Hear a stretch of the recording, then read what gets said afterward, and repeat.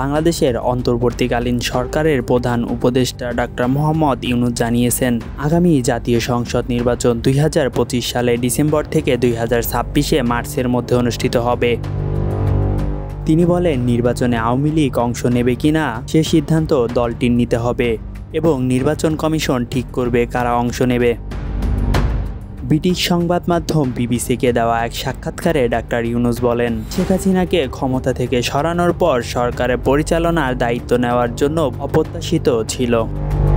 তবে আইন শৃঙ্খলা পুনরুদ্ধার ও অর্থনীতি সংস্কারে তিনি অগ্রগতি দিয়েছেন।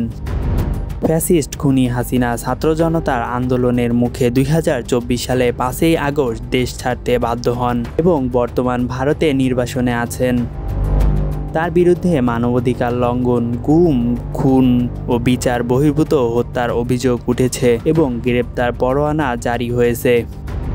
নতুন সরকারের দায়িত্ব নেওয়ার পর আইন শৃঙ্খলা পরিস্থিতি উন্নয়ন হয়নি বলে অভিযোগ রয়েছে।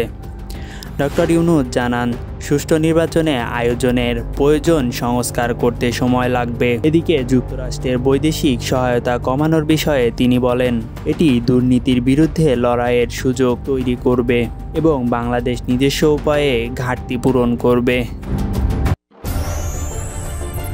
সাথেই থাকুন A to Z চ্যানেল।